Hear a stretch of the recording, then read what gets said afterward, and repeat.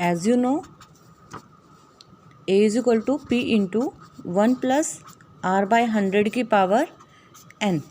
n is right as for the time. n हमारे पास time के लिए लिखा जाता है जो कि हमारे पास पर एनम होता है. अगर हमारे पास रेट ईयरली होती है तो हम क्या करते हैं, सेम ईयरली है तो टाइम क्या है, सिंपल ईयर में ही आएगा. लेकिन अगर हमारे पास रेट हाफ ईयरली है तो हम क्या करते हैं, रेट को हाफ कर देते हैं और टाइम को क्या कर देते हैं, double. It means p is equal to 1 plus p multiply r is equal to 100 divide by 2 और n को हम मल्टीप्लाई 2 कर देते हैं. इसी तरीके से अगर हमें टाइम ईयर और मंथ में दिया होता है, जैसे यहाँ पे दे रखा है 2 ईयर 3 मंथ, अब हम 3 मंथ को क्या करेंगे, ईयर में चेंज करेंगे. 2 ईयर तो हमारे पास कंप्लीट है, इसको तो हम एज इट इज़ लिख के सॉल्व कर देंगे. लेकिन अब हमारे पास क्या है, 3 मंथ. 3 मंथ का मतलब है 3/12, that is quarter of our year. जब हमारे पास टाइम फ्रैक्शन में आ जाता है, क्योंकि हम पावर नोटेशन को फ्रैक्शन में नहीं लिख सकते, तो इसलिए हम क्या करते हैं, अगर हमारे पास हाफ ईयरली आता है तो सेम रेट को हाफ कर देते हैं और ईयर को 2 से मल्टीप्लाई कर देते हैं. जैसे यहाँ पे 1/2 है या 2/2 है, 4/2 है, anything else, then we multiply by it 2.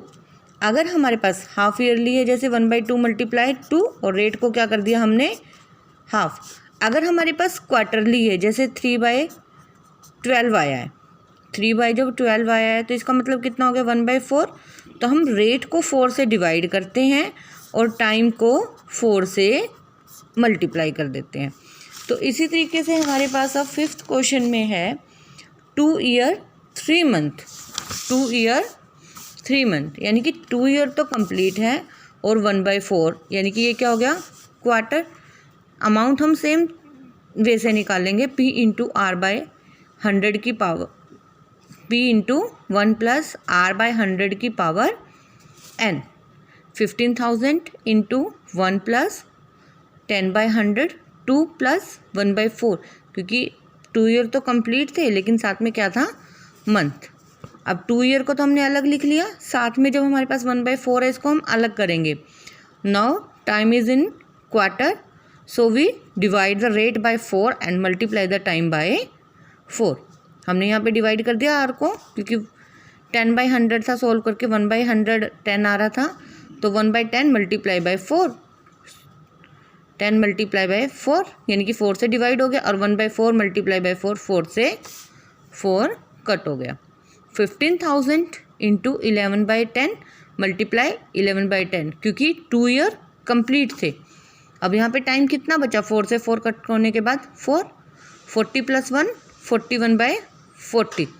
तो यहाँ पे कितना आ गया, जब हम इनकी मल्टीप्लाई करेंगे 74,415 rupees divide by 4.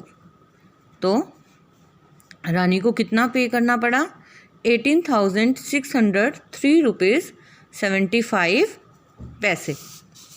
Similarly now the question number 6 is Ramesh lent rupees 20,000 to his friend. अब उसने अपने दोस्त को उधार पे दिए हैं पैसे at the rate of 8% per annum, interest being compounded annually है, and the money he will get back बताना after 2 year 9th month. Similarly then we now we have year and month. We firstly change the time into year. 2 year complete, 9th month means 9/12, that is 3/4. Time is quarter.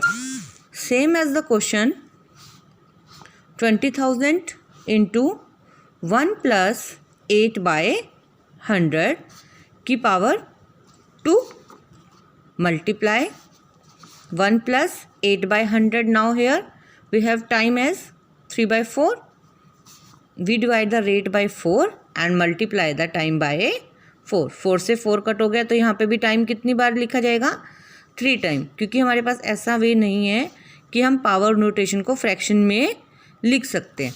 तो यहाँ पे time को हमने change करना, 20,000 8/100 2/25। अब हम इसको solve करेंगे।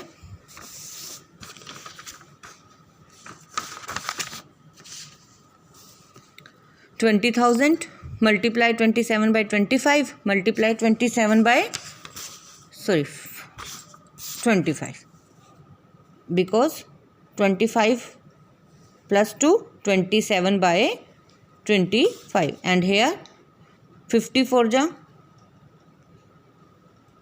200। 8 से जब हम 200 को डिवाइड करते हैं तो कितना आ रहा है 1/50। So we will write 51/50। अब यहाँ पे हमारे पास 3 टाइम था टाइम को, तो इसलिए हमने 51 को 3 टाइम लिखा। इन सबको सोल्व करके हमारे पास आंसर आ जाएगा 24,755 रुपीज़ 86 पैसे।